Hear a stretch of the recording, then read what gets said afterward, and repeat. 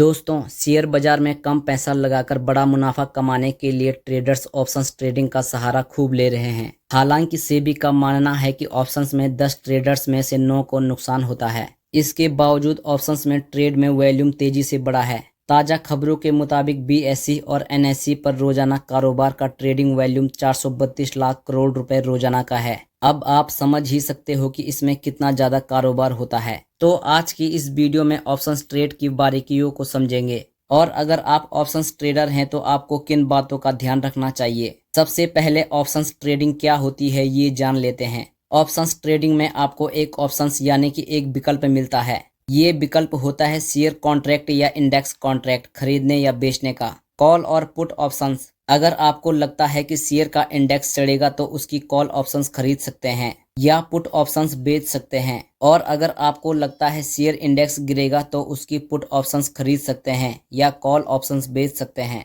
Options trading में trader कम पैसा लगाकर ज्यादा मुनाफा बनाने के लिए ट्रेडिंग करता है। इसे हम आपको एक एग्जांपल से समझाते हैं। मान लीजिए किसी शेयर का इंडेक्स का ऑप्शंस कॉन्ट्रैक्ट आपको खरीदना है, तो इसके लिए आपको प्रीमियम देना होगा। मतलब निफ्टी की 22,600 की कॉल का प्रीमियम 48 रुपए है और लॉट साइज 25 का है। तो ऑप्शंस खरीदने पर आपको 48 गुना 25 इक्वल टू 1200 रुपए और दूसरे चार्जेस चुकाने होंगे। एक्सपायरी पर निफ्टी 22,600 या उसके नीचे गया तो आपको ज्यादातर 1200 रुपए का ही लॉस होगा, और अगर निफ्टी 22,700 पर एक्सपायर हुआ तो 48 रुपए का प्रीमियम बढ़कर 100 रुपए का हो जाएगा और इससे ज्यादा तेजी पर मुनाफा बढ़ता जाएगा। लेकिन आपको ये बता दूं कि ऑप्शन सेलिंग पर मार्जिन ज्यादा लगता है, और अगर आपने कॉल बेच रखी है तो जितना बाजार ऊपर जाएगा उसी अनुपात में आपका नुकसान बढ़ता जाएगा। ऑप्शन सेलिंग रिस्की होता है, लेकिन क्योंकि समय के साथ साथ ऑप्शंस की प्रीमियम गलते हैं तो संस्थागत निवेशक और एचएनआईज आमतौर पर सेलिंग करते हैं।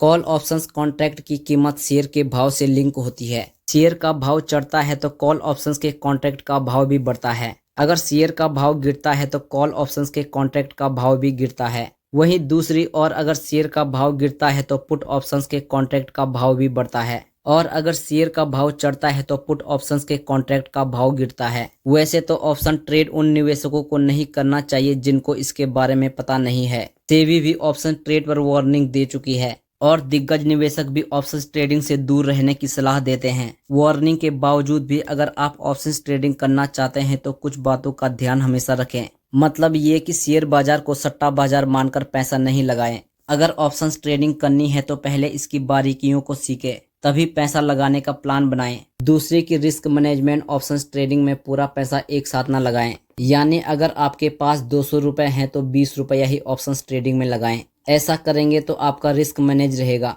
तीसरा है स्टॉप लॉस सिस्टम में लगाएं। यानी कि कई बार ऐसा होता है कि आप ट्रेड ले लेते हैं और सिस्टम में स्टॉप लॉस नहीं लगाते हैं, बल्कि स्टॉप लॉस लगाने के लिए मार्केट के बर्ताव का इंतजार करना पड़ता है। ऑप्शंस ट्रेडिंग में ऐसा बिल्कुल न करें, क्योंकि अगर स्टॉप लॉस नहीं होगा और अगर आपका व्यू गलत गया तो नुकसान बढ़ सकता है। चौथा, इवेंट्स पर ऑप्शंस ट्रेड लेने से बचना चाहिए। बड़े इवेंट्स पर ट्रेड नहीं लेना चाहिए, क्योंकि देखा गया कि बड़े इवेंट्स जैसे कि चुनाव के नतीजे या कंपनियों के नतीजे जैसे इवेंट्स पर बाजार या किसी शेयर में उतार चढ़ाव की बड़ी गुंजाइश बड़ी रहती है। ऐसी स्थिति में ऑप्शंस ट्रेड नहीं लेना चाहिए, क्योंकि ऐसे में चार्ट्स और ऑप्शंस रणनीति भी फेल हो जाती है। बड़े इवेंट्स में सिर्फ स्किल्ड ट्रेडर्स जो कि पूरी तरह से जोखिम समझते हैं वही बड़े ट्रेड लेते हैं, और अगर आप नए हो तो बड़े इवेंट्स से पहले ऑप्शंस ट्रेडिंग से बचें। पांचवा रूल है कि लॉस कवर करने के लिए ट्रेडिंग ना करें। ऑप्शन ट्रेड में अगर नुकसान हो जाए तो आपको ट्रेडिंग बंद कर देनी चाहिए। आपका अपना नुकसान कवर करने के लिए बार बार ट्रेड नहीं लेना चाहिए।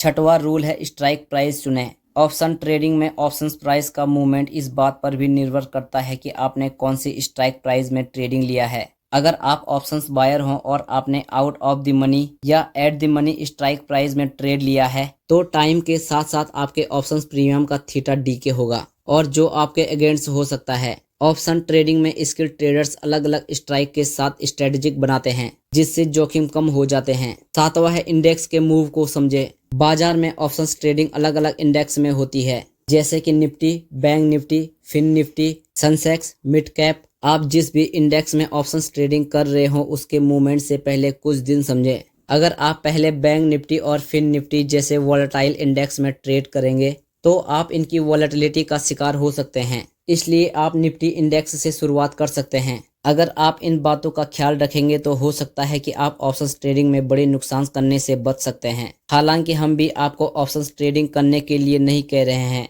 बाजार में पैसा लॉन्ग टर्म में ही निवेश करने से ही होता हुआ देखा गया है और जो बड़े बड़े इन्वेस्टर्स हैं जैसे कि राकेश झुनझुनवाला, विजय केडिया, राधा कृष्ण दमानी जैसे दिग्गज निवेशकों ने लॉन्ग टर्म में अच्छे शेयरों में निवेश करके ही पैसा बनाया है। तो दोस्तों, आज की इस वीडियो में बस इतना ही। तो अगर आपको वीडियो पसंद आई हो तो प्लीज़ वीडियो को लाइक कीजिएगा और हमारे चैनल को जरूर सब्सक्राइब करें। मिलते हैं अगली वीडियो में। धन्यवाद।